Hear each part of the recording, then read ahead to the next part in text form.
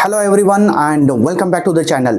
आजच्या या व्हिडिओमध्ये आपण 12चा चॅप्टर नंबर 8 इलेक्ट्रोस्टॅटिक्स हा स्टार्ट करणार आहोत. सगळ्यात आधी आपण 11चा जो इलेक्ट्रोस्टॅटिक्स चॅप्टर आहे त्यामध्ये जेवढी पण थिअरी 12साठी रिक्वायर्ड असणार आहे त्याला रिवाइज करून घेऊ आणि त्यानंतर या 12च्या चॅप्टरमधलं जो फर्स्ट टॉपिक असणार आहे that is applications of Gauss law. 3 applications असणार आहे, त्याचा डिटेलमध्ये स्टडी करून घेऊ. तो चलिए शुरू करते हैं. सबसे पहले इसके वेटेज के साथ में. तर हा जो चॅप्टर असतो हा चॅप्टर बोर्ड एक्झामसाठी, या चॅप्टरचा बोर्ड एक्झामसाठी वेटेज 6 मार्क्स आहे आणि MST CET साठी या चॅप्टरचा वेटेज 3 क्वेश्चन्स आहे. म्हणजे जो इलेक्ट्रोस्टॅटिक्स हा पूर्ण टॉपिक जो असतो 11चा आणि 12चा, 11चा जो चॅप्टर असेल त्यामधून 1 क्वेश्चन आणि जो 12चा असणार आहे त्याच्यामधून 3 क्वेश्चन्स असतात. आता आपण जो 3 क्वेश्चन्स असणारा पार्ट आहे तो बघणार आहे आणि जे रिव्हिजन करणार आहे आपण तेवढी जरी तुम्ही समजून घेतली तर तुम्ही 11चा जो 1 क्वेश्चन येणार आहे त्याला सुद्धा टॅकल करू शकतात. सो सगळ्यात आधी आपण याचा जो इलेक्ट्रोस्टॅटिक्स याच्या मिनिंग पासून सुरुवात करूया. तर इलेक्ट्रोस्टॅटिक्स हा वर्ड जो आहे 2 लेटर्सने बनलेला आहे. पहिला आहे इलेक्ट्रो. इलेक्ट्रो म्हणजे काय? This is related to some electric charge. याला आपण काय कन्सिडर करू? इलेक्ट्रो कशासाठी आहे? इलेक्ट्रिक चार्जसाठी आहे. आणि दुसरं स्टॅटिक्स, दुसरं वर्ड काय आहे? स्टॅटिक्स. स्टॅटिक्सचं मिनिंग काय आहे? At rest. At rest. So the branch of physics which deals with the study of electric charges when they are at rest position is known as electrostatics. Study कशाचं करणार? जर एक single charge असेल तर तो एक टाईपची फील्ड फॉर्म करत असतो, त्यानंतर त्याचा स्वतःचा पोटेन्शियल असतो. दुसरं चार्ज आलं त्याच्यावर फोर्स अप्लाय करणार आहे. मीडियम चेंज झालं तर त्याच्यामध्ये जे प्रॉपर्टीज आहेत ते चेंज होत असतात. ते का बरं होत असतात? तर याचा सगळ्यांचा स्टडी आपण इलेक्ट्रोस्टॅटिक्स यामध्ये करत असतो. तर हा जो इलेक्ट्रोस्टॅटिक्स आहे याचा जो त्यामध्ये एक वर्ड आलेला आहे चार्ज. जसं आपण मास, टाइम, लेंथ याला डिफाईन करणं जसं जेवढं अवघड असतो तसंच चार्जला डिफाईन करणं अवघड आहे. बेसिकली आपण असं समजू शकतो ॲटॉमिक स्ट्रक्चरमध्ये जर आपण समजा कोणतंही फॉर एक्झाम्पल हा पेन आहे, या पेनला आपण असे बारीक असे तुकड्यामध्ये कन्वर्ट करून दिलं. सगळ्यात स्मॉलेस्ट पार्ट असेल त्याला आपण ॲटम म्हणत असतो. त्यामध्ये खूप सारे एलिमेंटरी पार्टिकल्स आहे. आपण फोकस करूया 3वर: प्रोटॉन्स, न्यूट्रॉन्स अँड इलेक्ट्रॉन्स. तर हे जे एलिमेंटरी पार्टिकल्स आहे यांच्याकडे काही प्रॉपर्टी आहे. काय प्रॉपर्टी आहे? का जो इलेक्ट्रॉन आहे तो इलेक्ट्रॉन दुसरं इलेक्ट्रॉन त्याच्या जवळ आलं तर त्याला रिपेल करत असतो. त्याच्यानंतर एक इलेक्ट्रॉन आहे, दुसरं प्रोटॉन त्याच्या जवळ जर आलं तर तो त्याला काय करणार आहे? अट्रॅक्ट करून घेणार आहे. त्याच्यानंतर एक इलेक्ट्रॉन आणि एक न्यूट्रॉन आहे तर ते जर एकमेकांच्या जवळ आले काहीच नाही होणार, फक्त ते ग्रॅव्हिटीमुळे एकमेकांना असं अट्रॅक्ट करू शकतात. तर ही जी प्रॉपर्टी आहे का ज्याच्यामुळे ते अट्रॅक्ट करत आहे, रिपेल करत आहे त्याला म्हणतात सिम्पली चार्ज. ठीक आहे, असं आपण त्याला चार्ज म्हणूया. तर हा जो चार्ज असतो कोणत्याही ऑब्जेक्टवर किती चार्ज असतो तो आपण क्वांटायझेशनचं यूज करून बघू शकतो. आता तो पुढे बघू आपण काय काय असणार आहे. तो चार्जेस प्रोड्यूस कसे करायचे. चार्जेस जे असणार आहे त्याला प्रोड्यूस करण्यासाठी प्रोड्यूस हा वर्ड चुकीचा असणार आहे, कारण की चार्जेस जो आहे ते फक्त ट्रान्सफर होत असतात. चार्जेस काय होणार आहे? ट्रान्सफर होणार आहे. चार्जेस ट्रान्सफर होण्यासाठी किंवा एखादी अनचार्ज बॉडी आहे, हा पेन आहे, कोणत्याही प्रकारचं याच्यावर चार्ज नाही आहे, याच्यावर जर चार्ज आणायचा असेल तर काय करावं लागेल? 3 मेथड आहे चार्जिंगची. 3 मेथड आपण याला मेथड ऑफ चार्जिंग म्हणू शकतो. हे सगळं 11चा पार्ट आहे. अजून स्टार्ट नाही झाला, आपण 12चा स्टार्ट करत नाही आहे. सगळ्यात आधी आपण याच्यामध्ये काय बघणार आहे? Method of charging. चार्जिंग करायची काय मेथड आहे? जसं मोबाईलला चार्ज करण्यासाठी पिन खोचली झालं चालू, तसं चार्जिंग जर करायची असेल एखाद्या ऑब्जेक्टला चार्ज आणायचा असेल तर 3 मेथड आहे. पहिली आहे यामध्ये the first one is friction. First काय आहे? फ्रिक्शन आहे. आता हा फ्रिक्शन मध्ये काय होणार? एक चार्ज बॉडी आहे, दुसरी अनचार्ज बॉडी आहे, दोघांना असं रब केलं. सॉरी, दोन्ही पण अनचार्ज आहे. दोन्ही पण कशा आहे? अनचार्ज. कोणताही टाईपचा चार्ज नाही. माझा हात आहे, हा पेन आहे. दोघांना असं रब केलं, फ्रिक्शन दिलं. फ्रिक्शन दिल्यानंतर काय होणार? मे बी याच्यामधले काही इलेक्ट्रॉन्स निघून माझ्या हातावर जाणार आहे. 10 इलेक्ट्रॉन्स निघून माझ्या हातावर जर गेले तर 10 इलेक्ट्रॉन्स निघून गेले म्हणून याच्यावर चार्ज येणार +10e आणि माझ्या हातावर 10 इलेक्ट्रॉन आलेले म्हणून चार्ज येणार -10e. समजून घ्या बरं का. फ्रिक्शनमध्ये काय होत आहे, एक ऑब्जेक्ट आहे का त्या ऑब्जेक्टमधून 10 नाही 3चं कन्सिडर करू, 3 इलेक्ट्रॉन्स त्याच्यामधून निघून गेले. कोणावर गेले, दुसऱ्या ऑब्जेक्टकडे गेले. कशामुळे गेले, फ्रिक्शन झालंय म्हणून गेले. ठीक आहे. तर यामध्ये जर समजा 10 पॉझिटिव्ह चार्ज 3 पॉझिटिव्ह चार्ज आले, 3 पॉझिटिव्ह चार्ज आले, तर यामध्ये एक डोनर आहे, दुसरं एक्सेप्टर आहे. डोनर कोण आहे, जो देणार आहे, जो देणार आहे त्याच्यावर कोणतं साइन येणार आहे, यानी 3 इलेक्ट्रॉन याला दिले, 3 इलेक्ट्रॉन याला दिले, तर 3 इलेक्ट्रॉन याला दिल्यानंतर याच्यावर चार्ज कोणता आला मग, -3 इलेक्ट्रॉन. आणि यांनी दिले म्हणून याच्यावर कोणतं चार्ज आलं, +3 इलेक्ट्रॉन. +3 इलेक्ट्रॉन नसेल तिथे पॉझिटिव्ह चार्ज असणार आहे. जो डोनर असणार आहे त्या डोनरवर कोणतं साइन येत असतो, पॉझिटिव्ह, आणि जो एक्सेप्टर असणार आहे त्याच्यावर कोणतं येणार आहे, निगेटिव्ह. ठीक आहे. This is the first method. एकदम सिंपल. फ्रिक्शन झालं, दोन्ही अनचार्ज होते, आता काय होणार आहे, चार्ज होऊन जाणार आहे. त्याच्यानंतर दुसरी प्रॉपर्टी का ज्याच्यामुळे आपण चार्ज करू शकतो तो आहे conduction. The second one is conduction. आता कंडक्शनमध्ये काय होणार, एक अशी आपल्याकडे बॉडी आहे का ज्याच्यावर असे 3 इलेक्ट्रॉन्स आहे, चार्ज आहे. ती चार्ज बॉडी ज्यावेळेस एक अनचार्ज बॉडीच्या जवळ घेऊन येणार आहे आपण, त्या जवळ नाही, त्याला डायरेक्टली टच करणार आहे. ही बॉडी काय केली, याला टच केली डायरेक्टली. टच केल्यानंतर काय होणार का जेवढे पण याच्याकडे चार्जेस असणार आहे, आता आपण सिम्प्लिसिटीसाठी 4 इलेक्ट्रॉन्स कन्सिडर करू. हे 4 इलेक्ट्रॉन्स असणारी बॉडी ज्यावेळेस याला टच केली जाणार आहे त्यावेळेस काय होणार, याच्यामधले समजा आयडेंटिकल जर असेल तर याच्यामधले 2 निगेटिव्ह चार्जेस निघून कुठे जाणार आहे, इकडे जाणार आहे. म्हणजे दोघांकडे आता किती झाले, आता या केसमध्ये इकडे 2 आले आणि इकडे 2 झाले, म्हणजे दोघांना टच करणं गरजेचं आहे. म्हणजे त्या केसमध्ये काय होणार आहे, इलेक्ट्रॉन्स किंवा पॉझिटिव्ह चार्जेस इक्वली डिस्ट्रीब्यूट होणार जर दोघांची साईज किंवा मटेरियलची प्रॉपर्टी वगैरे सेम असेल तर. त्याच्यानंतर थर्ड मेथड आहे, आपण थोडंसं फास्टमध्ये घेतोय कारण की एवढी काही गरज नसते याची. थर्ड आहे इंडक्शन. थर्ड कोणतं आहे, इंडक्शन.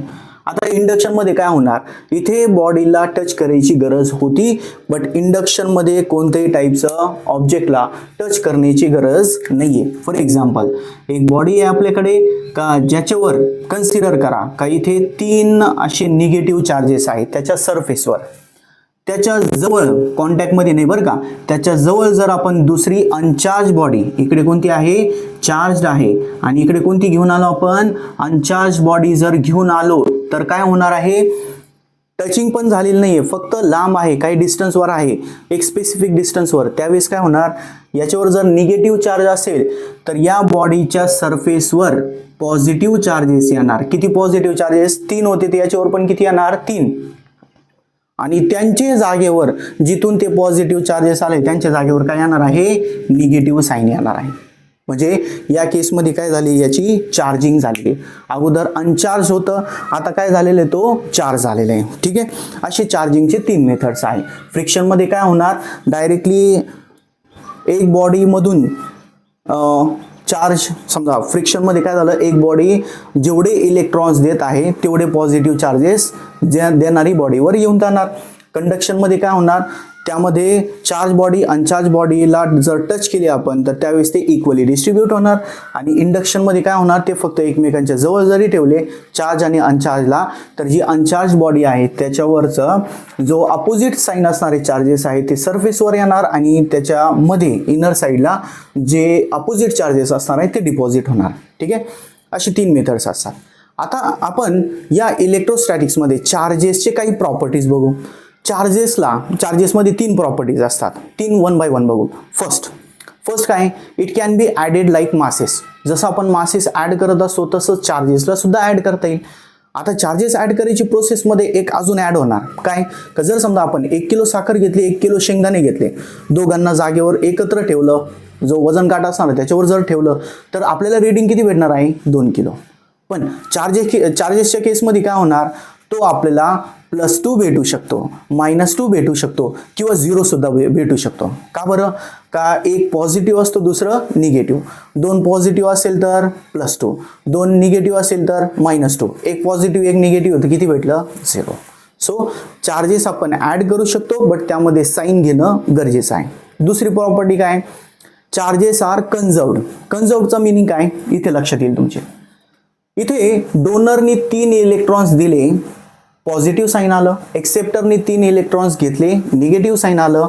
अगोदर याच्यावर दोघांवर कोणत्याही टाईपचं चार्ज नव्हतं. आता ऍड करा, +3 - 3 किती झालं 0. म्हणजे चार्जेस काय आहे कन्झर्व्ड, जे अगोदर होते तेवढेच आहे. दुसऱ्यामध्ये काय झालंय, कंडक्शनमध्ये अगोदर 4 इलेक्ट्रॉन्स होते, 4 निगेटिव्ह चार्जेस होते.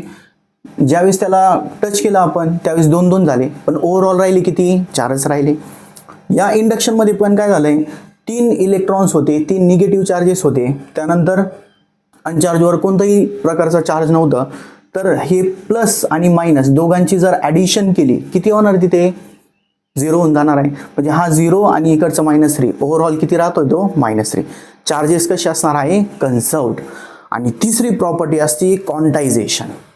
क्वांटायझेशन म्हणजे काय, any object can be charge in an integral multiple of charge on electron. म्हणजे बघा, जर कोणतीही बॉडी आहे त्या बॉडीवर चार्ज राहणार, बट दॅट चार्जला दाखवण्यासाठी काय सिम्बॉल असतो, क्यू असतो, small Q. Small Q is equals to इथे n इंटू ई असणार आहे, n into E, where n is any number, काही पण असू शकतो, 1 2 3 4 असं, फ्रॅक्शनमध्ये नाही, 1.2 1.5 असं नाही, तिथे 1 2 3 4 असं काही नंबर असू शकतो.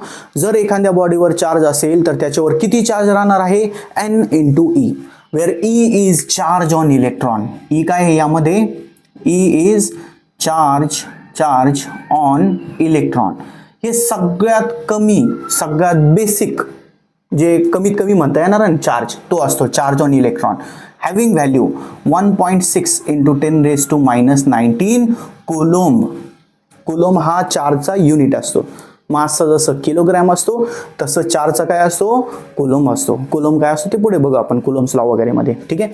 सो एवढं चार्ज असणार आहे मिनिमम. बाकी कोणतंही ऑब्जेक्ट असेल त्याच्यावर चार्ज किती असणार आहे, n into E, that is number of electrons into charge on electron. This is quantization. आपण असं नाही म्हणू शकत का त्या ऑब्जेक्टवर E/2 एवढं चार्ज आहे. E/2 म्हणजे काय, हाफ इलेक्ट्रॉन. हाफ होऊ शकत नाही. जसं आपण एक एक्झाम्पल घेऊ शकतो का, एक आपल्याकडे रूम आहे, त्यामध्ये 10 माणसं गेले आणि त्याला आपण बाहेर येत असताना असं नाही म्हणू शकत का, बाहेर येताना तिथून 9.5 लोक बाहेर आले. 9.5 नाही म्हणता येणार आहे, अर्ध चालत नाही, 2 तुकडे नाही होऊ शकत ना जसं माणसाचे. तसंच इलेक्ट्रॉन जो आहे सगळ्यात कमी आहे, याला पार्टमध्ये डिवाइड करता येणार नाही, ठीक आहे. त्याच्यानंतर आता हे जो चार्जेसची थिअरी असते त्यामध्ये नेक्स्ट जो पार्ट असतो जो गरजेचा असतो तो आहे 11चा बघतोय बरं का आपण फक्त. तर जो गरजेचा असणार आहे तो आहे कुलोम्स लॉ. यामधला सेकंड पार्ट जो असणार आहे कुलोम्स लॉ. बरं, हा कुलोम्स लॉ काय आहे, एकदम simple. The electrostatic force of attraction और रिपल्शन बिटवीन 2 चार्जेस. आपल्याकडे जर 2 चार्जेस असेल, कोणते कोणते समजा आपण कन्सिडर केलं, इथे हा आहे Q1, त्याच्यानंतर इथे आहे Q2. तर हे 2 चार्जेस एक पर्टिक्युलर डिस्टन्सवर जर असेल, खूप जास्त लांब नाही, एक इथे आणि दुसरं 1 किलोमीटर लांब, तसं नाही, थोडेसे काहीतरी डिस्टन्सवर आहे. तर हे 2 चार्जेस जर एक स्पेसिफिक डिस्टन्सवर असेल, एकमेकांच्या जवळ थोडंफार म्हणू शकतो आपण, इफ तर हे 2 काय करणार आहे, पॉझिटिव्ह असेल तर रिपेल करणार, निगेटिव्ह, एक पॉझिटिव्ह निगेटिव्ह असेल तर एकमेकांना अट्रॅक्ट करणार आहे.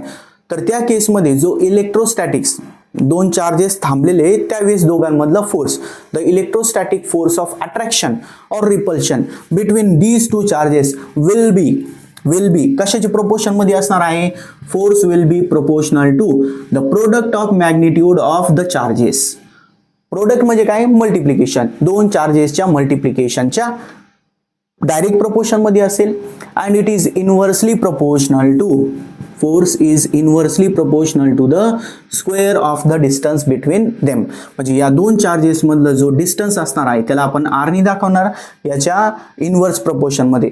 चार्जेस जसे जसे एकमेकांपासून लांब जाणार आहे तसं त्यामधलं फोर्स डिक्रीज होत जाणार आहे, ठीक आहे. हा आहे सिंपल कुलोम्स लॉ. जर आपण याला एकत्र केलं, कुलोम्स लॉ मध्ये जर आपण याला एकत्र जर केलं म्हणजे काय, F प्रोपोर्शनल टू काय येणार यामध्ये, फर्स्ट आहे चार्जेस चा प्रोडक्ट अँड डिवाइडला आहे आर स्क्वेअर. प्रपोर्शनल साइन आहे, तो जर काढून घ्यायचा असेल तर काहीतरी कॉन्स्टंट घ्यावा लागेल and the constant in our case is K. आपण काय कन्सिडर करू, के काहीतरी कॉन्स्टंट आहे. त्यानंतर इथे राहिलेला आहे Q1 Q2 अपॉन खाली काय राहिलेलं इथे आर स्क्वेअर.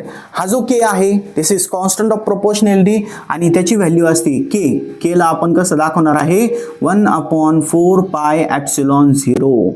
1/4 पाय एप्सिलॉन 0 याची काहीतरी व्हॅल्यू असते. काय व्हॅल्यू असते, this is equals to 9 × 10⁹ and unit असतो त्याचा newton metre square per coulomb square.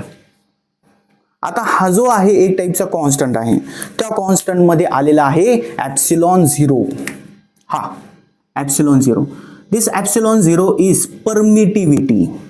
हे काय असते, परमिटिव्हिटी ऑफ व्हॅक्यूम. 0 आलाय म्हणजे कशासाठी आहे तो, व्हॅक्यूमसाठी. परमिटिव्हिटीचं समजून घ्या काय आहे. जर आपण एक चार्ज घेतलं, चार्ज बॉडी आहे, त्याला जर एअरमध्ये ठेवलं तर त्याच्यापासून जे प्रॉपर्टी आपल्याला भेटणार, जी प्रॉपर्टीज आपल्याला त्याच्यामध्ये बघायला भेटणार आहे, तीच प्रॉपर्टी जर याला पाणीमध्ये ठेवलं तर चेंज होणार आहे. याच्यामध्ये दुसऱ्या चार्जला अट्रॅक्ट किंवा रिपेल करायची ॲबिलिटी, त्याच्या स्वतःची इलेक्ट्रिक फील्ड, हे सगळं अफेक्ट करत असतो. सो मीडियम चेंज झालं तर त्याची प्रॉपर्टीज चेंज होणार आहे. त्या चेंज इन प्रॉपर्टीजला दाखवण्यासाठी, म्हणजे तो कशावर डिपेंड करतोय, मीडियमवर. तर मीडियमची जी परमिशन असणार आहे, थोडक्यात परमिशन, ते दाखवण्यासाठी आपण एक इथे एप्सिलॉन 0 एक टाईपचा कॉन्स्टंट यूज करत असतो. याची व्हॅल्यू असते दिस इज इक्वल्स टू 8.85 × 10⁻⁻12. काहीतरी SI युनिट्स वगैरे असेल, काही गरज नाही आपल्याला. 8.85 × 10⁻12. फक्त लक्षात घ्या, याची व्हॅल्यू आपण डायरेक्टली काय घेणार इथे 9 × 10⁹. आणि जर समजा तो एखाद्या मीडियममध्ये जर आलं तर त्यावेळेस काय करायचं आहे, हा जो फॉर्म्युला आहे, या फॉर्म्युला म्हणजे एक्झॅक्टली व्हॅक्यूममध्ये जर असेल, तर व्हॅक्यूममध्ये फोर्सचा काय फॉर्म्युला घ्यायचं, 1/4 पाय एप्सिलॉन 0 इथे Q1 Q2 upon R square असं फॉर्म्युला असेल एक्झॅक्टली. आणि जर मीडियम आलं, कशासाठी, मीडियममध्ये थोडंफार चेंज होणार, तिथे येणार मीडियमसाठी FM म्हणू त्याला आपण 1/4 pi epsilon 0 K × Q1 Q2 upon R square. आता हा जो K असतो this is known as dielectric constant K. आता कॉन्स्टंट, हा कॉन्स्टंट आणि हा डिफरंट आहे बरं का. पुढे जाऊन इलेक्ट्रोस्टॅटिक्समध्ये डिटेलमध्ये होईल. आता जस्ट समजून घ्या, this is the ratio of epsilon upon epsilon 0. इलेक्ट्रोस्टॅटिक्समध्ये होईल, तोच चॅप्टर चालू आहे, सॉरी. पुढे जाऊन जो कॅपॅसिटर वगैरे पार्ट असणार आहे त्यावेळेस आपण डिटेलमध्ये बघू. आता जस्ट समजून घ्या का परमिटिव्हिटी मीडियम मधली डिवायडेड बाय परमिटिव्हिटी व्हॅक्यूम मधली, हे दोघांचा रेशो घेतलं काय भेटेल आपल्याला, डायइलेक्ट्रिक कॉन्स्टंट. एवढी डिटेलमध्ये जाण्याची गरज नाही, येणार पण नाही, कॅपॅसिटरमध्ये असतो त्यावेळेस बघू आपण, ठीक आहे. तर इथे हा एवढं फर्स्ट पार्ट असणार आहे. लिहायचं असेल तर स्क्रीनला पॉज करा आणि लिहून घ्या, त्यानंतर आपण पुढचा पार्ट बघू. आता इलेक्ट्रोस्टॅटिक्स मधलं जो पुढचा टॉपिक असणार आहे तो असेल इलेक्ट्रिक फील्ड. पुढचा कोणता असणार आहे, नेक्स्ट टॉपिक जो आपल्याला याच्यामध्ये बघायचा आहे तो कोणता आहे, 11th आहे बरं का सगळं, इलेक्ट्रिक फील्ड. आता ही इलेक्ट्रिक फील्ड काय असते, थोडक्यात जो चार्ज असतो तो चार्ज सराउंडिंग मध्ये एक रिजन फॉर्म करतो का, त्यामध्ये जर दुसरं एखादा चार्ज आलं तर तो त्याला अट्रॅक्ट करणार आहे किंवा रिपेल करणार आहे. समजून घ्या, जसं आपण कन्सिडर केलं की एक मोठं मॅग्नेट आहे आणि त्याच्या जवळ आपण दुसरं छोटं असं एक मॅग्नेट घेऊन येत असताना काही डिस्टन्स झाल्यानंतर तो जर स्लोली असं घेऊन येत असेल तर त्या केसमध्ये काय होणार आहे, तो मोठा मॅग्नेट डायरेक्टली त्या छोट्या मॅग्नेटला अट्रॅक्ट करून घेणार आहे. तर अट्रॅक्ट करत असताना तो कधी अट्रॅक्ट करतोय, एक स्पेसिफिक रिजन मध्ये आल्यानंतर. जसं तो मॅग्नेटिक फील्ड प्रोड्यूस करत आहे तसं इलेक्ट्रॉन पण काय करत असतो, इलेक्ट्रॉन म्हणण्यापेक्षा एखादा चार्ज काय करत असतो. समजा इथे एक चार्ज घेतला आपण, असं एक चार्ज कन्सिडर केलं, एक मिनिट फक्त, जर आपण, सॉरी फॉर द डिस्टर्बेंस, तो यहाँ पर हम इलेक्ट्रिक फील्ड देख रहे थे. तर आता इलेक्ट्रिक फील्ड जी असते ते एक्झॅक्टली कशी असणार आहे बघा. आता समजा इथे आपण एक चार्ज कन्सिडर केलं Q, तर हा Q काय करत असतो, सराउंडिंग मध्ये एक रिजन बनवतो, थोडक्यात स्वतःचा एरिया बनवतो. तो एरिया कसं बनवणार आहे, का त्या रिजनमध्ये जर दुसरं कोणतं तरी चार्ज आलं त्याला आपण टेस्ट चार्ज म्हणत असतो. टेस्ट चार्ज जो असणार आहे Q0. टेस्ट चार्ज का बरं म्हणतो आपण त्याला, का त्याची स्वतःची व्हॅल्यू खूप कमी असते म्हणून टेस्टिंगसाठी वापरला वा थोडक्यात.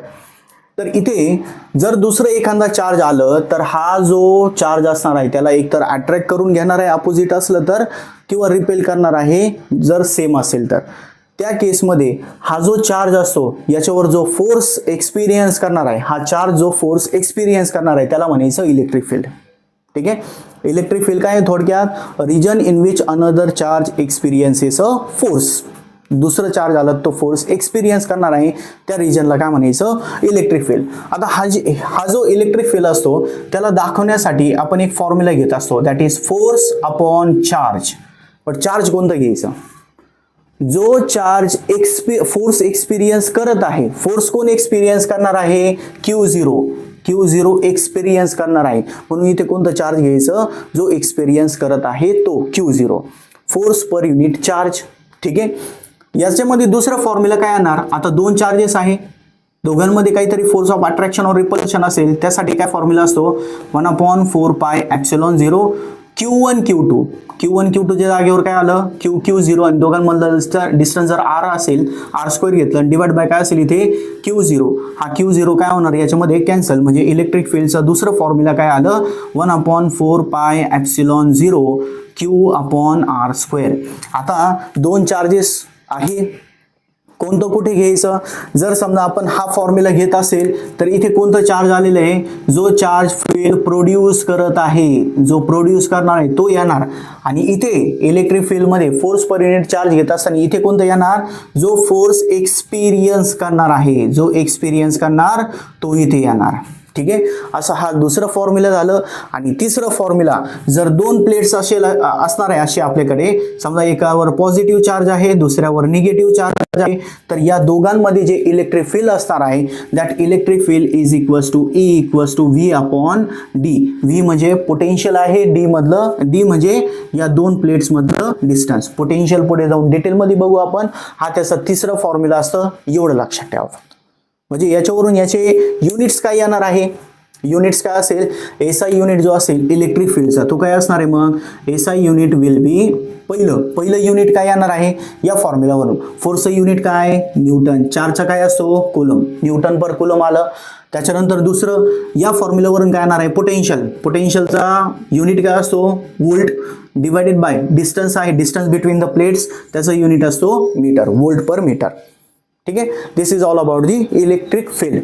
आता ही जी इलेक्ट्रिक फील्ड असते त्याला ग्राफिकली जर आपण दाखवलं तर ग्राफिकल म्हणजे काय, त्याची थोडक्यात अशी डायग्राम ड्रॉ केली त्याची इलेक्ट्रिक फील्ड कशी असणार आहे, त्या लाईन्सला म्हणायचं इलेक्ट्रिक लाईन्स ऑफ फोर्स. काय आहे electric lines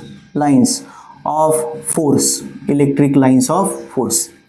electric lines of force काय असेल मग, जर समजा आपण एक पॉझिटिव्ह चार्ज घेतला, इथे आपण काय केलं असं एक पॉझिटिव्ह चार्ज घेतलं, हा positive charge electric field produce करणार.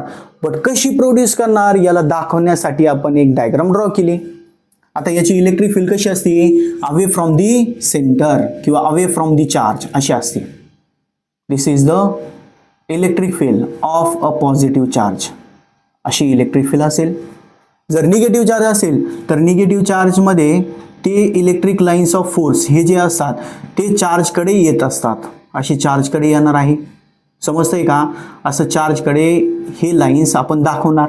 तर ही डायग्राम जी आहे, हे जे डायग्राम आहे पॉझिटिव्हसाठी निगेटिव्हसाठी, हे जे आपण डायग्राम्स ड्रॉ केलेले आहे यामध्ये जे लाईन्स येत आहे त्याला आपण म्हणतो इलेक्ट्रिक लाईन्स ऑफ फोर्स. हे काय काम करणार आहे, जर आपण डायग्राम बनवली थोडक्यात ते इलेक्ट्रिक फील्ड कशी येते दाखवणार. पॉझिटिव्ह असेल त्याची कशी, निगेटिव्ह असेल त्याची कशी, दोन्ही एकत्र आले त्यावेळेस काय होणार, दोन्ही एकमेकांच्या पासून लांब असेल त्यावेळेस काय होणार, हे सगळं कुठे दाखवता येईल आपल्याला या डायग्राममध्ये. त्याच्यामध्ये जे लाईन्स आले त्याला म्हणायचं इलेक्ट्रिक लाईन्स ऑफ फोर्स. आणि ते काय काम करणार आहे, कोणत्याही पॉईंटवर जर आपण समजा तिथे टँजंट ड्रॉ केली, that tangent will give the direction of electric field. कोणतीही लाईन असेल थोडीशी कर्व जर असेल ना तर त्या केसमध्ये जर आपण टँजंट ड्रॉ केली that tangent will give the direction of electric field. आता टँजंट कधी ड्रॉ करायची गरज पडणार आहे, समजा आपण एक पॉझिटिव्ह चार्ज घेतला, त्याच्यानंतर त्या शेजारी एक निगेटिव्ह चार्ज घेतला, इलेक्ट्रिक लाईन्स ऑफ फोर्स कशी असणार आहे, जे इलेक्ट्रिक फील्ड असणार ती कशी असणार आहे, पॉझिटिव्ह पासून स्टार्ट होणार, निगेटिव्हवर एंड होत आहे, अशी इलेक्ट्रिक फील्ड आहे, अशी आपण इलेक्ट्रिक फील्ड दाखवणार. तर कोणत्याही पॉइंटवर इलेक्ट्रिक फील्डची डायरेक्शन काय आहे, इलेक्ट्रिक फील्डची डायरेक्शन काय आहे असं जर आपल्याला दाखवायचं असेल किंवा फाइंड आउट करायचं असेल, त्याच्यासाठी काय करावं लागेल, फक्त इथे टँजंट ड्रॉ करायची अशी. This tangent will give the direction of electric field. ठीक आहे. आता ही जे इलेक्ट्रिक लाईन्स ऑफ फोर्स असतात याचे काही प्रॉपर्टीज आहे. पहिली काय प्रॉपर्टी शॉर्टकटमध्ये लक्षात घ्या बरं का, it originates from positive charge and terminate on negative charge. म्हणजे पॉझिटिव्ह चार्ज असेल त्याच्यापासून निघताना दाखवायचे, निगेटिव्ह चार्ज असेल तर त्याच्याकडे येत आहे असं दाखवायचं आहे. ठीक आहे. त्याच्यानंतर दुसरं पॉईंट काय, कंडक्टरमधून समजा हा चार्ज आहे, चार्ज कंडक्टर आहे, कंडक्टरमधून बाहेर निघत असताना इलेक्ट्रिक लाईन्स ऑफ फोर्स कशी निघणार आहे, या सरफेसला परपेंडिक्युलर.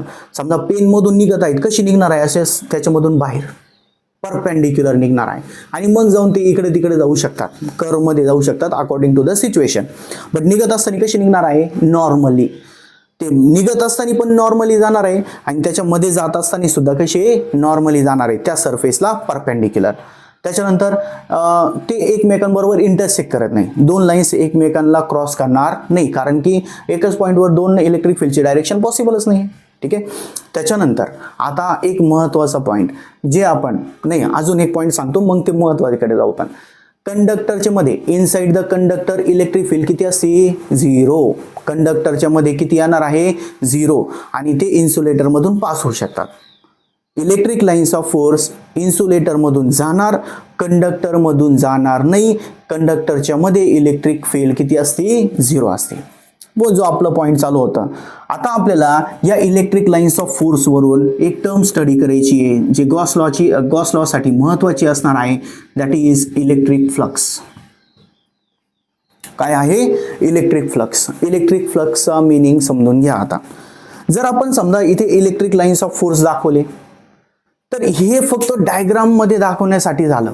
रियालिटीमध्ये किती येते आपल्याला माहीत नाही, तो नंबर किती मोठा आहे तो माहीत नाही आहे. म्हणून काय करावं लागतो, आपल्याला इलेक्ट्रिक लाईन्स ऑफ फोर्स किती आहे तो नंबर न घेता आपण तिथे इलेक्ट्रिक फ्लक्स घेत असतो. इलेक्ट्रिक फ्लक्स म्हणजे काय, the number of electric lines of force passing through the given area. त्या पर्टिक्युलर रिजनमधून, त्या एरियामधून किती electric lines of force pass होत आहे त्याचा नंबर न घेता तिथे आपण कोणती क्वांटिटी घेत असतो, इलेक्ट्रिक फ्लक्स. आपण डायग्राममध्ये इथे दाखवलं आहे का, समजा एवढं रिजन कन्सिडर केलं तर या रिजनमध्ये किती इलेक्ट्रिक लाईन्स ऑफ फोर्स आहे डायग्राममध्ये, 3.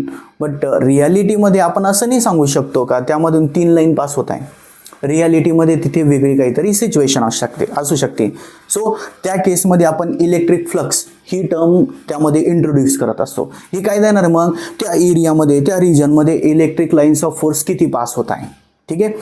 तर इलेक्ट्रिक लाईन्स ऑफ फोर्स जिथे ज्या रिजनमध्ये जास्त असणार आहे तिथे इलेक्ट्रिक फील्ड स्ट्रॉंग असणार आहे, जिथे कमी होणार आहे तिथे इलेक्ट्रिक फील्ड पण वीक असणार आहे. चार्जेसच्या जवळ इलेक्ट्रिक फील्ड स्ट्रॉंग असणार आहे, त्याच्यापासून लांब जात असताना इलेक्ट्रिक फील्ड काय होणार आहे, डिक्रीज होणार आहे. कारण की फॉर्म्युला बघितलंय आपण, इलेक्ट्रिक फील्ड आणि डिस्टन्स दोघांमध्ये काय रिलेशन असतो, इनव्हर्स रिलेशन. ओके. सो यामध्ये आता इलेक्ट्रिक फ्लक्स ज्यावेळेस आपण स्टडी करत असतो त्यामध्ये number of lines of force per unit area असं घेत असतो आपण. म्हणजे थोडक्यात हा जो फॉर्म्युला भेटणार आहे याचा, तो कशावरून भेटणार आहे, इलेक्ट्रिक फील्डच्या फॉर्म्युलावरून. इलेक्ट्रिक फील्डला आपण असं पण म्हणू शकतो, number of electric lines of force, number of lines of force म्हणू फक्त, number of lines of force and divide by खाली काय असणार आहे, एरिया असणार आहे. काय असणार आहे, एरिया. तर हे जे number of electric lines of force आहे त्याचा फॉर्म्युला काय आलं मग, E इंटू ए, इलेक्ट्रिक फील्ड इंटू एरिया. म्हणून इलेक्ट्रिक फ्लक्सचा फॉर्म्युला छोट्या पार्टसाठी किंवा आपण मोठ्या पार्टसाठी अगोदर बघू. इलेक्ट्रिक फ्लक्सला फायने दाखवायचं आहे, इलेक्ट्रिक फील्डला ईने दाखवायचं आहे, एरियाला एने दाखवायचं आहे. बट ॲक्च्युअलमध्ये हे आपण जर समजा डिफरन्शिएट फॉर्ममध्ये घेत असतो किंवा इंटिग्रल फॉर्ममध्ये घेत असतो त्या केसमध्ये हा फॉर्म्युला काय येणार आहे, d∅ equals to E bar dot ds bar. हे फक्त त्याची स्टँडर्ड प्रोसिजर आहे लिहायची. अदरवाईज काही नाही. हा पण इलेक्ट्रिक फील्ड आहे आणि हा पण एरिया आहे. इलेक्ट्रिक फ्लक्स ही स्केलर क्वांटिटी असते. त्याला दाखवायचं असेल तर फक्त मॅग्निट्यूडची गरज आहे. इलेक्ट्रिक फील्ड ही वेक्टर क्वांटिटी आहे. ds हा एरिया वेक्टर आहे. काय आहे? Area vector. आता बघा, हा बोर्ड आहे. या बोर्डला जर आपण बघितलं तर हा याचा एरिया एक स्केलर क्वांटिटी येणार आहे. याचा एरिया मेजर करायचा असेल तर माझ्याकडे एक टेप असेल, त्याची आपण लेंथ मेजर करणार, त्याची ब्रेथ मेजर करणार, मल्टिप्लाय केलं, झालं एरिया. आता तो जर समजा आपण याला बोर्डला खाली टाकून दिलं मी आणि मग लेंथ मेजर करतोय, ब्रेथ मेजर करतोय आणि मग एरिया फाइंड आउट केलं, काही चेंज होणार आहे का? तर एरियाला जर आपण बघितलं तर ही स्केलर क्वांटिटी असते. त्याला कुठेही घेऊन गेलो आपण, कसंही जरी मेजर केलं तर त्याची व्हॅल्यू चेंज होणार नाही. पण याला आपल्याला वेक्टर बनवायचं आहे. वेक्टर बनवण्यासाठी त्याला एक डायरेक्शनची गरज आहे. जर मी या बोर्डवर एक परपेंडिक्युलर ड्रॉ केली, this perpendicular will give the direction of area vector. या एरियाला वेक्टर बनवायचं असेल तर फक्त ही जी परपेंडिक्युलर असणार आहे, दिस परपेंडिक्युलर डायरेक्शन एक तर आउटसाइड द बोर्ड असू शकते किंवा इनसाइड द बोर्ड. तर या केसमध्ये इथे बोर्ड हा स्केलर होता, त्याचा बोर्डचा एरिया हा स्केलर होता अगोदर. आता आपल्याला वेक्टर बनवायचं आहे म्हणून काय केलं, एक परपेंडिक्युलर ड्रॉ केली, त्याला डायरेक्शन दिली, आता काय झालंय तो वेक्टर. तसंच एरिया वेक्टर म्हणजे काय, त्या एरियाला परपेंडिक्युलर ड्रॉ केली, त्याला डायरेक्शन दिली, तर इथे हा त्याचा काय झालं, वेक्टर फॉर्म झालं. आता वेक्टर फॉर्म मध्ये डॉट प्रोडक्ट आलेले आहे. डॉट प्रोडक्ट असेल तर आपल्याला काय करावं लागतो, ds आणि मल्टिप्लाय बाय काय करायचं, कॉस थिटा. जिथे डॉट प्रोडक्ट असेल कॉस थिटा, क्रॉस प्रोडक्ट असेल तिथे साइन थिटानी मल्टिप्लाय करायचा असतो. आता हा अँगल कुठे असणार आहे, हा अँगल कुठला असणार आहे? सो सिंपल समजून घ्या. असं जर समजा आपण इलेक्ट्रिक फील्डला दाखवू शकतो असं, this is the direction of electric field. आता या इलेक्ट्रिक फील्डमध्ये आपण एक एरिया कन्सिडर केला. समजा कन्सिडर करा बरं का, इकडून अशी इलेक्ट्रिक फील्ड येत आहे बरोबर, आणि याच्या समोर मी काहीतरी एरिया कन्सिडर केलं. आता या इलेक्ट्रिक फील्डला मला ब्लॉक करायचं असेल तर माझा हात मी काय धरणार आहे, असं सरळ याच्या समोर ठेवणार आहे. तर याचं एरिया वेक्टर कसं झालं, या डायरेक्शनमध्ये इकडे जात असेल किंवा या साईडला जात असेल. जर इकडे जात असेल तर अँगल किती झालं, एरिया वेक्टर आणि इलेक्ट्रिक फील्ड दोघांमध्ये अँगल किती झालं, 0. कॉस 0ची व्हॅल्यू किती असती, 1. फ्लक्स किती येणार यामध्ये, मॅक्सिमम. पण इलेक्ट्रिक फील्ड इकडून येत आहे, समजा समोर मी काय केलेलं, एक बल्ब बसवलेले आहे आणि त्याच्या लाईटला मला ब्लॉक करायचं आहे, त्याचा उजेड पडून द्यायचं नाही. तर उजेड पडून द्यायचं नाही म्हणून काय केलं, माझा हात कसं पाहिजे, याच्या समोर पाहिजे. पण मी माझा हात असं नाही ठेवतोय, असं ठेवतोय, म्हणजे तो उजेड जसं जो लाईट आहे तो माझ्याकडे येतोच आहे. तो ब्लॉक झालाय का, नाही झालेले. लाईट त्याच्यावर पडतोय का, एवढं नाही पडत आहे. रिझन काय त्याचा बघा. आता हा एरिया वेक्टर असं पाहिजे होतं, पण मी असं रिजन कन्सिडर केलं तर याची डायरेक्शन, जो एरिया वेक्टर आपण परपेंडिक्युलर कन्सिडर केलेलं आहे त्या इलेक्ट्रिक फील्डला कसं आहे, तो परपेंडिक्युलर. इलेक्ट्रिक फील्ड इकडून येत आहे, हा याला परपेंडिक्युलर आहे, दोघांमध्ये अँगल किती झाला, 90 डिग्री. कॉस 90 किती असतो, 0. म्हणजे इलेक्ट्रिक फ्लक्स किती झालं त्या केसमध्ये, 0. तर इथे ही जी आपण इलेक्ट्रिक फील्ड कन्सिडर केलेली आहे, याच्यामध्ये जो आपण एक रिजन कन्सिडर करणार आहे, एक एरिया कन्सिडर करणार आहे, त्याचा एरिया वेक्टर समजा ds बार आणि इलेक्ट्रिक फील्ड या दोघांमध्ये जो अँगल असतो तो असतो थिटा, जो आपण इथे यूज केलेला आहे. क्लिअर झालं का? आणि याच फ्लक्सला फाइंड आउट करण्यासाठी गॉसनी एक फॉर्म्युला दिलेला आहे. कोणी, गॉस. हा एक सायंटिस्टचं नाव आहे. पुढे आपल्याला त्याचं ॲप्लिकेशन बघायचं आहे. सो सगळ्यात आधी गॉस लॉ काय स्टेट करत आहे, द टोटल इलेक्ट्रिक फ्लक्स, शॉर्टकटमध्ये मी इथे फॉर्म्युलावरून त्याला एक्सप्लेन करतो. Total electric flux is equal to, numerically equal to the total charge enclosed within the surface. Total charge enclosed within the surface divided by epsilon 0. जी permittivity आहे ती आपण consider करणार. आणि याचा स्टेटमेंट काही महत्त्वाचं नाही तुमच्यासाठी, 11चा पार्ट असतो. लक्षात ठेवा फक्त काही ते चार्ज अपॉन एप्सिलॉन 0 करायचंय. काय करायचंय, charge upon epsilon 0. This is the formula for Gauss law. Gauss law मध्ये फ्लक्स असतो, दिस फ्लक्स इक्वल्स टू काय असणार आहे, total charge enclosed within the surface divided by epsilon 0. तोच त्याचा स्टेटमेंट असतो. ठीक आहे. आता याचा मीनिंग काय असतो तो मीनिंग आपण आता समजून घेऊ. का जर समजा आपण एक सरफेस कन्सिडर केली, इथे मी काय केलं, असे काही नंबर ऑफ चार्जेस दाखवले. हा इथे Q1 कन्सिडर केलं, इथे -Q2 कन्सिडर केलं, इथे परत +Q3 कन्सिडर केलं, इथे केलं Q4 कन्सिडर. तर याच्यामध्ये फ्लक्स जेवढ्या चार्जसाठी आपल्याला फाइंड आउट करायचं आहे त्याला आपण एक रिजनमध्ये दाखवला असा. या रिजनमध्ये जेवढे पण चार्जेस येत आहेत ते सगळ्यांची ॲडिशन करायची. जेवढे पण चार्जेस येत आहेत सगळ्यांची ॲडिशन. कोणते कोणते चार्जेस येत आहे या सरफेसमध्ये, Q1 Q2 Q3 या तिघांची ॲडिशन करत असताना प्लस असेल तर प्लस, मायनस असेल तर मायनस असं घेऊन टाकायचं आणि हे सगळ्यांची काय करायची, ॲडिशन करायची. जो रिझल्टंट चार्ज येणार आहे त्याला डिवाइड बाय ε0 केलं तर काय भेटेल आपल्याला, इलेक्ट्रिक फ्लक्स. एवढं सिंपल. ठीक आहे. फ्लक्स फाइंड आउट करण्यासाठी जास्त काही करायचं नाही. त्यामध्ये आपण हा फॉर्म्युला घेऊ शकतो आणि कोणत्याही सरफेससाठी जर फ्लक्स फाइंड आउट करायचा असेल त्यासाठी आपण गॉस लॉ यूज करू शकतो. हा सगळं जो पार्ट आहे तो कशासाठी असणार आहे, 11 साठी. एवढं जरी तुम्हाला समजलं, एवढे जरी टर्म्स लक्षात आले तर तुम्ही जो 11th मध्ये जो एक CET साठी क्वेश्चन येणार आहे त्याला टॅकल करू शकता. आता आपण स्टार्ट करणार आहे 12चा पार्ट. ठीक आहे. सगळ्यात आधी लिहायचं असेल तर स्क्रीन पॉज करून लिहून टाका, त्यापर्यंत मी याला पुसून घेतो. ठीक आहे. तर आता 12चा जो फर्स्ट टॉपिक असणार आहे आपलं तो असेल ॲप्लिकेशन्स ऑफ गॉस लॉ. शेवट इलेक्ट्रोस्टॅटिक्स 11चा जो आहे तिथूनच आपल्याला स्टार्ट करायचं आहे. That is applications of Gauss law. त्यामध्ये बेसिक ॲप्लिकेशन काय आहे, कोणत्याही सिस्टीमसाठी आपण इलेक्ट्रिक फील्ड फाइंड आउट करू शकतो. हा त्याचा एक ॲप्लिकेशन आहे आणि इथे आपण 3 डिफरंट शेपसाठी इलेक्ट्रिक फील्ड इंटेन्सिटी किती असणार आहे ते फाइंड आउट करणार. पहिलं आपल्याला बघायचं आहे इलेक्ट्रिक फील्ड इंटेन्सिटी वर्ड आलं घाबरायचं नाही, इलेक्ट्रिक फील्डच आहे ते. इलेक्ट्रिक फील्ड इंटेन्सिटी म्हणतात, इलेक्ट्रिक फील्ड म्हणतात, सगळं ते यामध्ये एकच आहे. Electric field intensity due to uniformly charged hollow sphere. एक हॉलो स्फिअर आहे, म्हणजे समजा एक फुटबॉल आहे, त्या फुटबॉलच्या वर असे चार्जेस ठेवून दिले, त्या केसमध्ये इलेक्ट्रिक फील्ड कशी असणार आहे त्याला आपण डायग्रामच्या फॉर्ममध्ये दाखवणार आणि त्याची इलेक्ट्रिक फील्ड किती असेल ती फाइंड आउट करायची. ठीक आहे. त्याच्यापासून काही डिस्टन्सवर इलेक्ट्रिक फील्ड किती असेल त्याचा फॉर्म्युला डिराईव्ह करायचा. सगळ्यात आधी आपण काय कन्सिडर करणार का, इथे एक असं हॉलो स्फिअर आहे, त्या हॉलो स्फिअरची रेडियस r एवढी आहे. ठीक आहे. आणि याच्यावर असं पॉझिटिव्ह चार्जेस ठेवलेले. Consider a hollow sphere of radius r having uniform charges on the surface. ठीक आहे. Due to this there will be an electric field in the surrounding region. आणि ती इलेक्ट्रिक फील्ड कशी असणार आहे, पॉझिटिव्ह चार्जेस आहे, पॉझिटिव्ह चार्जेसची इलेक्ट्रिक फील्ड कशी दाखवायची आहे, अवे फ्रॉम द सेंटर. अशी अवे फ्रॉम द सेंटर आपण इलेक्ट्रिक फील्डची डायरेक्शन दाखवणार. दिस इज द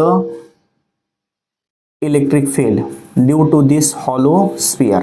त्या हॉलो स्फिअरची इलेक्ट्रिक फील्ड अशी दाखवणार आपण. इलेक्ट्रिक लाईन्स ऑफ फोर्स, त्या स्फिअरची रेडियस आपण कॅपिटल R ने दाखवलेली आहे. आता याच्यापासून, या स्फिअर पासून, याच्या सेंटर पासून तर r एवढे डिस्टन्सवर किती डिस्टन्स घेतले आपण, r स्मॉल r. बघा बरं का, 2 r आपण यूज करतोय. एक कॅपिटल R आहे, कॅपिटल R कशासाठी घेतलेलं आहे, रेडियस ऑफ स्फिअरसाठी, रेडियस ऑफ स्फिअर साठी घेतलंय. दुसरं घेतलंय स्मॉल r कशासाठी घेतलेलं आहे, small r is the distance of point जिथे आपल्याला इलेक्ट्रिक फील्ड फाइंड आउट करायची. Distance of point from the centre of sphere, असं आपण कन्सिडर केलं. तर इलेक्ट्रिक फील्ड त्या पॉइंटवर फाइंड आउट करायची. इथे एक पॉइंट आहे त्याच्यावर फाइंड आउट करायची. त्यासाठी काय कन्सिडर करायचं, सगळ्यात आधी बनवायचं. यामध्ये सगळ्यात आधी बघा याच्यामध्ये काय काय करतोय आपण, एक एक स्टेप लक्षात घ्या. यामध्ये काय केलं आपण, सगळ्यात आधी एक स्फिअर कन्सिडर केलं का ज्याची रेडियस कॅपिटल R आहे. एक पॉइंट घेतलं जो या सेंटर पासून r एवढे, स्मॉल r एवढे डिस्टन्सवर आहे. फर्स्ट स्टेप काय करणार, याच्यामध्ये चार्ज किती असेल. चार्ज साठी आपण इथे हा डेरिव्हेशन आणि पुढच्या डेरिव्हेशन मध्ये 2 टर्म्स यूज करणार आहे. सगळ्यात आधी आपण बघणार सरफेस चार्ज डेन्सिटी, जे एक्स्ट्रा पॉइंट आहे ते इथे लिहितो मी. Surface charge density surface charge density.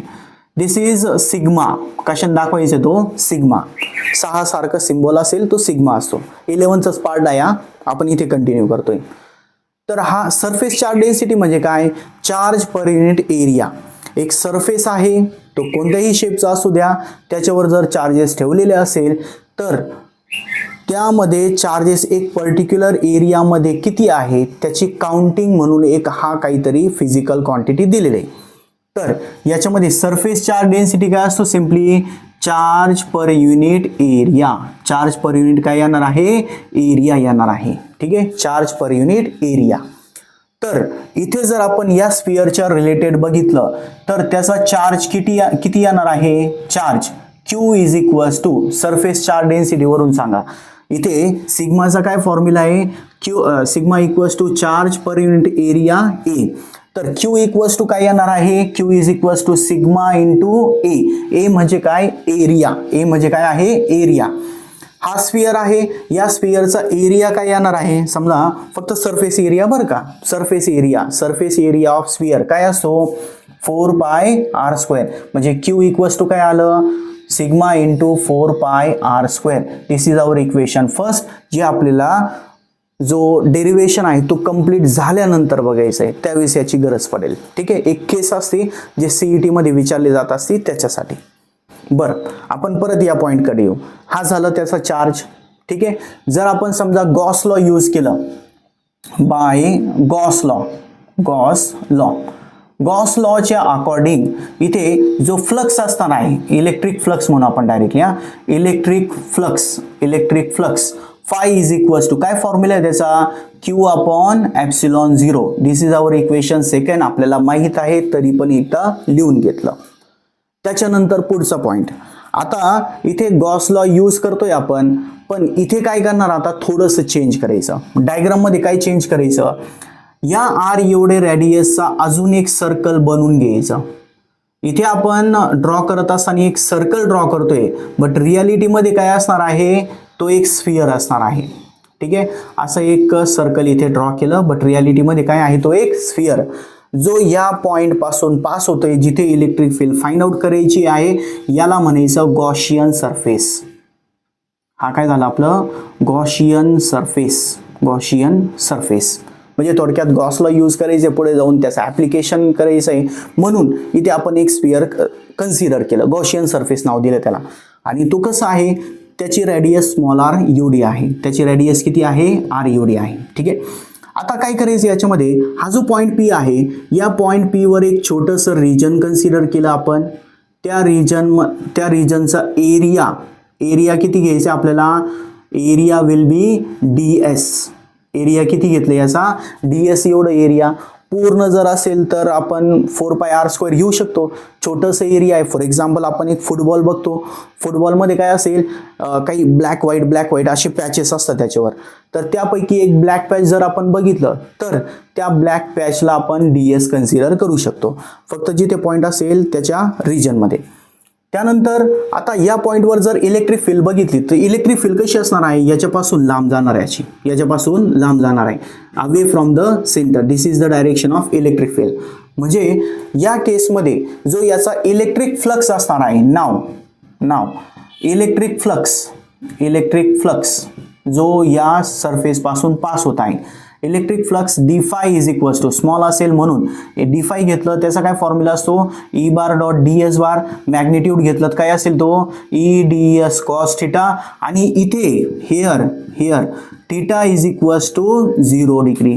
का बरं 0 आहे, आता बघा इलेक्ट्रिक फील्ड याच्यापासून लांब चालली आहे, जो एरिया वेक्टर असणार आहे, इमॅजिन करा का एक फुटबॉल आहे, ट्रान्सपरंट फुटबॉल आहे, त्याच्या सेंटरला एक बल्ब बसवलं, त्याचं उजेड कसं जाणार आहे त्याच्यापासून लांब. तसंच एक चार्जर त्याच्या सेंटरवर ठेवलेला असेल, त्याची पण इलेक्ट्रिक फील्ड त्याच्यापासून लांब जात असताना त्या फुटबॉलमधून कशी निघणार आहे, ते डायरेक्टली त्याच्या सरफेसला परपेंडिक्युलर. ठीक आहे, परपेंडिक्युलर. आता ती परपेंडिक्युलर चालली आणि ह्या सरफेसचा एरिया वेक्टर पण कसा असणार आहे, एरियाला परपेंडिक्युलर. ठीक आहे, दोन्ही एकच डायरेक्शन मध्ये, म्हणून इथे अँगल किती घ्यायचं, 0. म्हणजे फ्लक्स किती असणार आहे, d∅. म्हणजे इलेक्ट्रिक फ्लक्स कुठला आहे हा, थ्रू ds.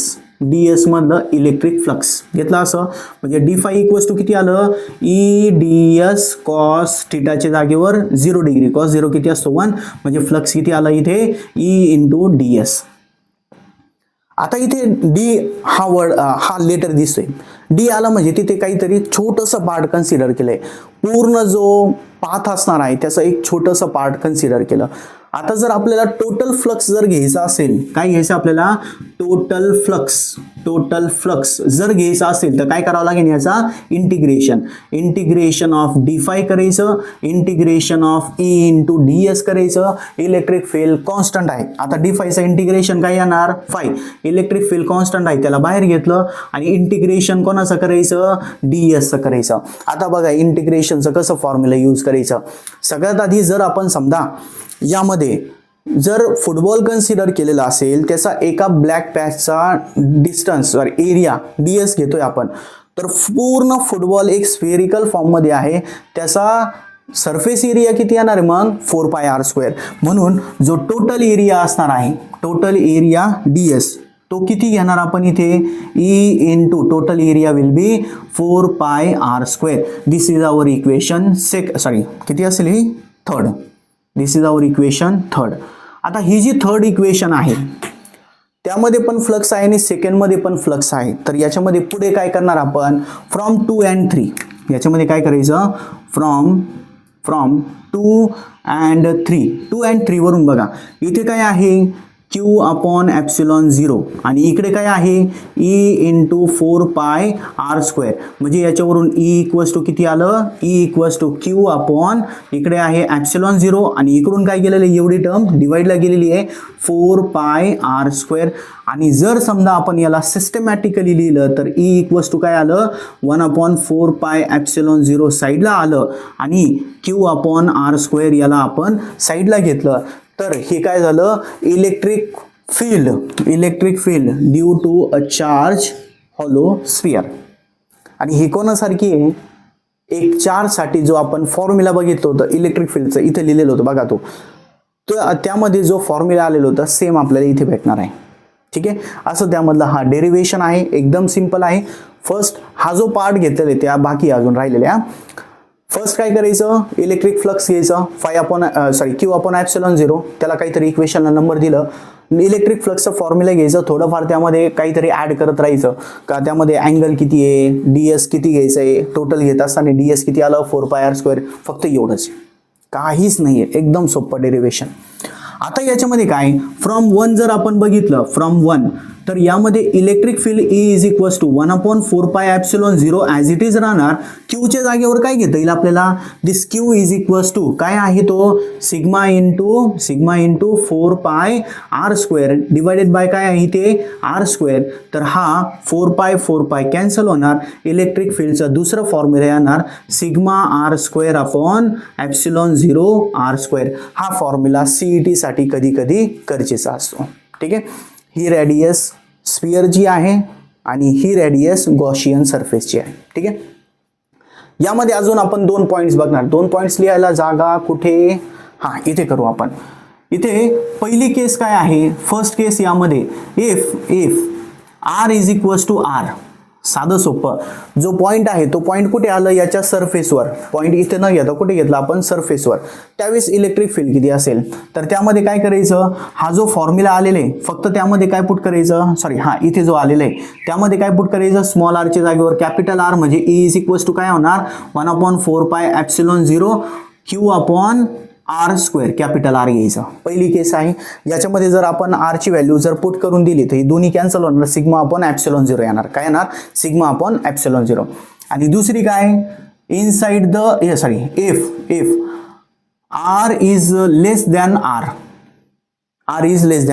म्हणजे तो पॉइंट कुठे आहे, त्या स्फिअरच्या मध्ये जर गेलं तर इलेक्ट्रिक फील्ड किती असणार आहे, डायरेक्टली 0. समजून घ्या बरं का, महत्वाचा पॉइंट आहे. Electric field inside the conductor किती घ्यायची, ऑलवेज 0, कारण की त्यामध्ये कोणती इलेक्ट्रिक लाईन्सचा फोर्स नाही आहे, इलेक्ट्रिक फील्ड त्यामध्ये 0 आहे, डायरेक्टली किती आला पाहिजे, त्याचा 0 आन्सर आला पाहिजे. ठीक आहे, so this is all about the first application. लिहायचं असेल तर स्क्रीन पॉज करा आणि लिहून घ्या, त्यानंतर आपण दुसरं डेरिव्हेशन बघू. तर सेकंड ॲप्लिकेशन आहे electric field intensity due to uniformly charged cylinder. जर आपण एक सिलेंडर कन्सिडर केलं ज्याच्यावर चार्जेस आहे, त्या केसमध्ये इलेक्ट्रिक फील्ड किती असेल ती आपल्याला फाइंड आउट करायची by using Gauss law. So first we will consider a cylinder. असं एक आपण सिलेंडर कन्सिडर केलं. हा त्याचा सिलेंड्रिकल ॲक्सिस आहे. या सिलेंडरची रेडियस किती घ्यायची आहे? रेडियस ऑफ सिलेंडर त्याला आपण कॅपिटल आर ने दाखवणार. ठीक आहे, याची रेडियस किती घ्यायची आहे? कॅपिटल आर एवढी. त्याच्यानंतर याच्यावर चार्जेस प्लेस केलेले, युनिफॉर्म वायर असू शकते, काहीतरी सिलेंडर घेतलेले, सगळं सेम आहे यामध्ये. जर समजा आपण पॉझिटिव्ह चार्जेस कन्सिडर केलेले, तर या पॉझिटिव्ह चार्जेसच्या केसमध्ये याची इलेक्ट्रिक फील्ड कशी असेल बरं? इलेक्ट्रिक फील्ड कशी असणार आहे? That will be away from this axis. या ॲक्सिस पासून अशी लांब चालली. This will be the direction of electric field. जसं आपण पहिल्या केसमध्ये बघितलं तसंच याच्यामध्ये सुद्धा इलेक्ट्रिक फील्ड असणार आहे, याच्यापासून लांब जाणार अशी. ठीक आहे, ओके, असं आपण इलेक्ट्रिक फील्ड दाखवली. तर याच्यामध्ये आपल्याला या केसमध्ये इलेक्ट्रिक फील्ड किती डिस्टन्सवर? या सेंटर पासून, तर हा जो सेंटर आहे, ॲक्सिस आहे, त्या ॲक्सिस पासून आर एवढे डिस्टन्सवर, स्मॉल आर एवढे डिस्टन्सवर किती इलेक्ट्रिक फील्ड असेल या पॉईंटवर ती फाइंड आउट करायची. त्याच्यासाठी याच्यामध्ये सुद्धा काय कन्सिडर करायचं? एक सिलेंडर, एक गॉशियन सरफेस. गॉशियन सरफेस कसं, अगोदर एक त्यामध्ये स्फिअर होतं, तर स्फेरिकल शेपमध्ये होतं. आता एक सिलेंडर आहे, तर यामध्ये पण काय असणार आहे? एक सिलेंड्रिकल शेपचा असणार आहे. असा एक इथे एक सिलेंड्रिकल शेपचा गॉशियन सरफेस, एक्झॅक्टली दोन्ही साईडला सेम पाहिजे तो. ठीक आहे, असं एक स्फिअर बनवला, याच्यामध्ये असं एक स्फिअर बनवला. हा स्फिअर झालं, स्फिअर म्हणतोय, सिलेंडर झालं, सिलेंडर. तर हा जो सिलेंडर आहे, दिस सिलेंडर इज गॉशियन सरफेस. हा काय झालं या केसमध्ये? Gaussian surface. ओके, तर हा जो गॉशियन सरफेस आपण कन्सिडर केले, एक टाईपचं सिलेंडर आहे. त्या सिलेंडरची लेंथ आपण एल एवढी कन्सिडर करणार आणि त्याची रेडियस किती असणार आहे? Small R. जो आपण पॉईंटचं डिस्टन्स दाखवलंय तेवढंच असेल. ओके, नाव आता याची इलेक्ट्रिक फील्ड पी पॉईंटवर फाइंड आउट करायची. सगळ्यात आधी आपण काय करणार? याच्यामध्ये गॉस लॉचा फॉर्म्युला लिहिणार. According to Gauss law, by Gauss law असं म्हणू त्याला आपण, बाय गॉस लॉ. गॉस लॉच्या अकॉर्डिंग फ्लक्सचा काय फॉर्म्युला असतो? Phi equals to Q upon epsilon 0. ही झाली आपली इक्वेशन फर्स्ट. त्यानंतर पुढची स्टेप काय घ्यायची? इलेक्ट्रिक फ्लक्सचा फॉर्म्युला. नाव इलेक्ट्रिक फ्लक्सचा काय फॉर्म्युला असतो? Electric flux d phi equals to E bar dot d S bar. जसं आपण याच्या आधी घेतलं सेम तसंच घ्यायचं. त्याचा मॅग्निट्यूड किती असणार आहे?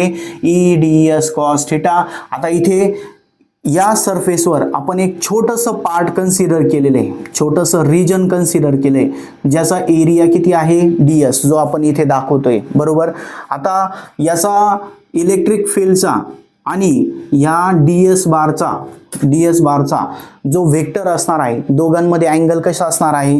याला तो परपेंडिक्युलर आहे आणि सरफेसला परपेंडिक्युलर डायरेक्शनमध्येच इलेक्ट्रिक फील्ड चालली आहे. दोघांची डायरेक्शन सेम आहे. म्हणजे इथे परत काय म्हणायचं? Here theta is equals to किती आहे? 0 डिग्री. थिटा जर 0 असेल तर डी फाय किती येणार? D phi equals to E d S cos 0. Cos 0ची व्हॅल्यू किती? 1. म्हणजे डी फाय इक्वल्स टू किती आलं? E d S.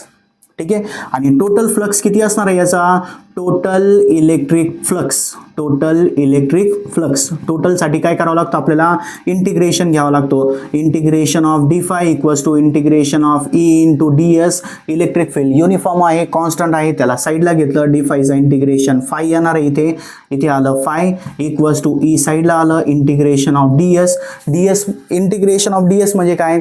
इथे जो आपण गॉशियन सरफेस कन्सिडर केलेले त्याच्यावर एक छोटंसं रिजन घेतलं होतं डी एस. आता पूर्ण जर सिलेंडर कन्सिडर केलं तर त्याचा सरफेस एरिया काय येणार आहे? Surface area of cylinder. कसं फाइंड आउट करायचं? सिलेंडर जर बघितलं तर या पेन सारखं बघा, या पेनचा हा सर्कम्फरन्स झालं आउटर फक्त बरं का, आउटर काय झालं सर्कम्फरन्स किती तो 2πr आणि किती लेंथसाठी असेल L एवढी लेंथसाठी, तर याचा एरिया काय येणार आहे 2πr इंटू L, म्हणजे याच्यामध्ये flux phi is equals to काय आलं E into 2πr into L. ठीक आहे, this is our equation second. आता फ्रॉम 1 and 2 काय म्हणू शकतो आपण, फ्रॉम 1 and 2, 1 आणि 2 मध्ये फ्लक्सच आहे बरोबर. याच्या लेफ्ट साईडमध्ये काय आहे Q/ε0 आणि याच्या लेफ्ट म्हणतोय राईट साईडमध्ये काय आहे Q/ε0 आणि इथे काय आहे E into 2πr into L, म्हणजे इलेक्ट्रिक फील्ड किती आली, electric field is equals to Q/2πε0 R into L बरोबर. आता आपल्याला इथे एक नवीन टर्म ऍड करायची, इलेक्ट्रिक फील्डचा फॉर्म्युला इथे संपलं, पण यामध्ये अजून एक केस बघायची काय का, इथे जर आपण समजा चार्ज पर युनिट लेंथ घेतलं, चार्ज पर युनिट लेंथ, जसं याच्या आधी आपण चार्ज पर युनिट एरिया घेतलं होतं, याच्यामध्ये काय घ्यायचं आहे चार्ज पर युनिट लेंथ, चार्जला दाखवण्यासाठी Q आणि लेंथला दाखवण्यासाठी L. तर याच्यापासून आपल्याला भेटणार आहे लिनियर चार्ज डेन्सिटी, म्हणजे चार्जेस जर एका लाईनवर असे टाकलेले असेल जसं इथे सिलेंडरवर होतंय, तर त्या केसमध्ये तिथे जे चार्ज डेन्सिटी असेल त्याला म्हणायचं linear charge density. And this linear charge density is denoted by lambda. वेवलेंथचा साठी जो सिम्बॉल असतो तोच याच्यामध्ये आहे Q/L, म्हणजे Q/L च्या जागेवर काय घ्यायचं लॅम्बडा, म्हणजे इलेक्ट्रिक फील्डचा काय फॉर्म्युला आलं λ/2πε0 R आणि Q/L च्या जागेवर काय आलेले इथे Q/L च्या जागेवर लॅम्बडा आलेले. This is the formula for electric field due to a uniformly charged cylinder. ठीक आहे, सेम जसं आपण फर्स्ट मध्ये बघितलं इथे पण आहे. क्लिअर, हा झालं त्याचा सेकंड ऍप्लिकेशन. लिहून घ्या स्क्रीन पॉज करून. Now the third application is electric field intensity due to uniformly charge infinite plane sheet. आता तिसरं जो पार्ट आहे याच्यामध्ये आपण काय कन्सिडर करणार का, अशी आपल्याकडे प्लेन शीट आहे, इन्फायनाईट असणं गरजेचं नाहीये, आपण एक फायनाईट पण घेऊ शकतो. काहीतरी समजा पेज आहे, एक पेज घेतला आपण, त्याच्यावर चार्जेस टाकून दिलेले असे थोडक्यात. पॉझिटिव्हली चार्ज एक आपण प्लेन शीट कन्सिडर केली. ठीक आहे, असे त्याच्यावर पॉझिटिव्ह चार्जेस आहे. तर याच्यापासून काहीतरी डिस्टन्सवर एक पॉइंट असेल, त्या पॉइंटवर इलेक्ट्रिक फील्ड फाइंड आउट करायची. सो त्याच्यासाठी काय करणार, एकदम सिंपल बघा. सगळ्यात आधी गॉशियन सरफेस बनवायचं. गॉशियन सरफेस या केसमध्ये एक सिलेंडर असणार आहे. काय असणार आहे, एक सिलेंडर. का बरं असतो त्याचा रिझन आपण बघूया. सगळ्यात आधी मी एक सिलेंडर बनवतो ज्याची लेंथ या प्लेन शीट पासून किती आहे R एवढी आहे आणि इथे एरिया आपण किती कन्सिडर केलं DS एवढं. ठीक आहे, त्याच्यानंतर याच्या बॅक साईडला पण एक सिलेंडर, तो सिलेंडर मागे गेलेलं आहे असं आणि त्याची लेंथ किती आहे R एवढी. तर या केसमध्ये इन्फायनाईट प्लेन शीटसाठी हा काय झालं, एक टाईपचा गॉशियन सरफेस. गॉशियन सरफेस काही लिहायची गरज नाही, गॉशियन सरफेस असेल. का बरं असतो ते समजून घ्या. आता प्लेन शीट आहे, त्याला जर कव्हर करायचं असेल, पहिले दोघांमध्ये आपण कव्हर केलंय बघा. स्फिअर होता एक, त्याच्यावर अजून एक मोठा स्फिअर ड्रॉ केला, सगळं कव्हर झालं. त्याच्यानंतर दुसरी एक सिलेंडर दिलेलं होतं, सिलेंडरला पण कव्हर करण्यासाठी थोडंसं मोठं सिलेंडर ड्रॉ केलं. आता प्लेन शीट आहे, त्याला जर कव्हर करायचं असेल तर इकडे असं एक प्लेन पाहिजेत आणि इकडे पण काय पाहिजेत, प्लेन पाहिजेत. तर इथे प्लेनच्या जागेवर, प्लेन का बरं पाहिजेत, कारण की पूर्ण तो झाकलं गेलं पाहिजे पहिली गोष्ट, आणि त्याची इलेक्ट्रिक फील्ड दोन्ही साईडला का बरं दाखवतोय आपण, कारण की ती इलेक्ट्रिक फील्ड नंतर कॅन्सल झाली पाहिजेत. म्हणजे स्फिअरचा होता, स्फिअरचा डायरेक्टली बाहेर चाललं होतं, पण जर बाहेर जात असताना कसं वर एक लाईन होती तर खाली पण एक लाईन आहे. वेक्टर काय सांगतोय आपल्याला, वर एक असेल खाली एक असेल, दोघांचं मॅग्निट्यूड सेम असेल तर रिझल्टंट किती झालं, 0. राईट साईडला एक आहे, लेफ्ट साईडला एक आहे, किती झालं, 0. सिलेंडरमध्ये पण काय झालं, राईट साईडला एक दाखवली, लेफ्ट साईडला एक दाखवली, कॅन्सल झालं. म्हणून याच्यामध्ये इलेक्ट्रिक फील्ड दाखवत असताना जो सिलेंडर आपण कन्सिडर करत आहे, फ्रंट साईडला एक दाखवावा लागेल आणि बॅक साईडला सेम तेवढी लेंथचा सिलेंडर आपल्याला कन्सिडर करायचं आहे. आणि याची इलेक्ट्रिक फील्ड जेवढी एक पेज जर घेतलं, जेवढी राईट साईडला आहे तेवढीच लेफ्ट साईडला असणार, जेवढी वर असणार तेवढीच खाली असणार आहे. म्हणून इथे असं एक सिलेंडर आपल्याला कन्सिडर करावा लागतो. बाकी सगळी थिअरी तीच. काय का सगळ्यात आधी आपण काय करणार, याच्यामध्ये टोटल फ्लक्स फाइंड आउट करणार, टोटल फ्लक्स. आता हा जो टोटल फ्लक्स असणार आहे तो दोन पार्टनी बनलेला असणार आहे. एक स्टेप आपण याच्यामध्ये काढत असतो d5 = EDS, परत त्यामध्ये ds cos थिटाची व्हॅल्यू 0 cos 0 1 असणार आहे, सोडून द्या ते. इथे टोटल इलेक्ट्रिक फ्लक्स कोणाचं घ्यायचं, सगळ्यात आधी इथे जो फ्रंट पार्ट असणार आहे त्याला आपण P कन्सिडर करणार, जो बॅक साइड असणार आहे त्याला Q कन्सिडर करणार.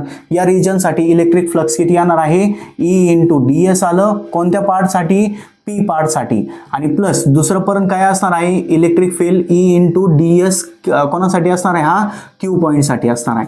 हा खरं तर बघितलं क्लोज इंटिग्रल असतो. क्लोज म्हणजे काय, का जिथून स्टार्ट केले परत तिथे झालेले पूर्ण त्याच्यामध्ये कव्हर झाला पाहिजे, क्लोज इंटिग्रल असतो. ठीक आहे. तर इथे आपण जर समजा याचा एरिया हा जो सरफेस कन्सिडर केलेला आहे, याचा एरिया जर a एवढं कन्सिडर केलं तर इलेक्ट्रिक फील्ड तर कॉन्स्टंट आहे, फ्लक्स किती येणार आहे मग याचा, E × A + E × A, this will become 2E × A. This is our equation first. Simple आहे. याच्यामध्ये काही एरिया 4πr², 2πr असं काही भेटणार नाही, डायरेक्टली काय भेटणार आहे, E × A. काही पण एरिया असू शकतो त्याचा. ठीक आहे. कारण की काही पण म्हणतोय मी, आता सिलेंडर आपण इमॅजिनरी घेतलंय. कसं घेतलंय, इमॅजिनरीचा आपण काही एरिया लेंथ वगैरे मेजर करू शकत नाही, ती टर्म पुढे येणार पण नाहीये. का बरं येणार नाही ते समजून घ्या. आता हा झालं फ्लक्स.